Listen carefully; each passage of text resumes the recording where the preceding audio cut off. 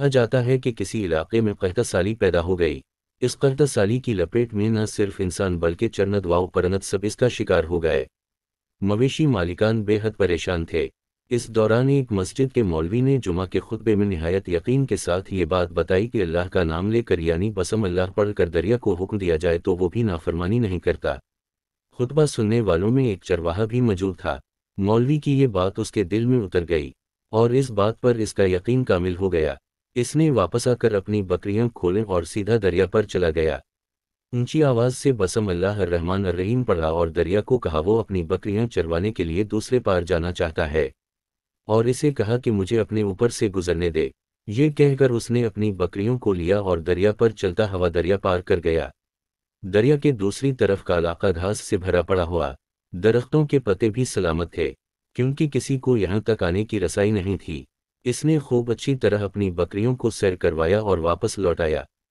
پھر یہ اس کا معمول بن گیا کہ وہ بکریاں پار چھوڑ کر واپس آ جاتا اور شام کو جا کر بکریاں واپس لے آتا۔ اس کی بکریوں کا وزن دگنا چوگنا ہو گیا۔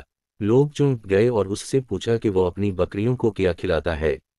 وہ سیدھا سادھا اور صاف دل نوجوان تھا۔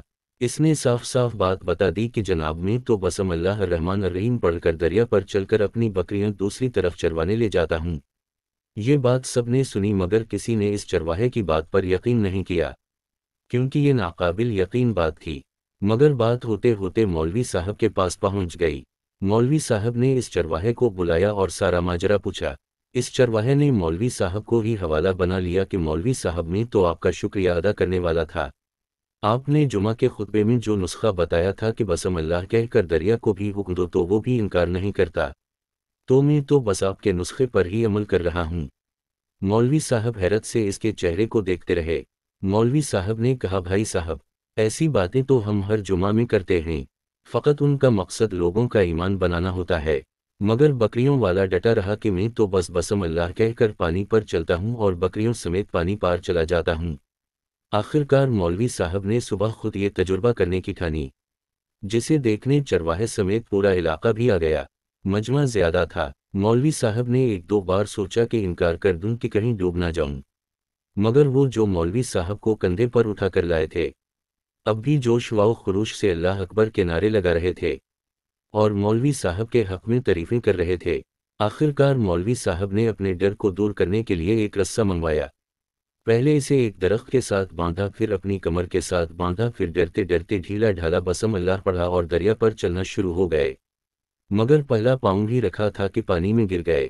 مولوی صاحب ڈوبکیاں کھانے لگے اور پانی کے بہاؤ میں بہنا شروع ہو گئے۔ لوگوں نے کھینچ کھینچ کر باہر نکالا۔ مولوی صاحب کی اس حرکت نے چرواہے کو پریشان کر دیا کہ مولوی صاحب کی بسم اللہ کو یہ کیا ہو گیا ہے، کیونکہ اس کا یہ روز کا معمول تھا۔ اس کے اپنے یقین میں کوئی فرق نہ آیا۔ اس نے بسم اللہ کہہ کر بکریوں کو پانی کی طرف اشارہ کیا اور خود ان کے پیچھے چلتا ہوا پار چھوڑ کر واپس بھی آ گیا۔ لوگ اسے ولی اللہ سمجھ رہے تھے اور اس کے حق میں نعرے لگا رہے تھے، مگر وہ سب سے بے نیاز سیدھا سادہ انسان تھا۔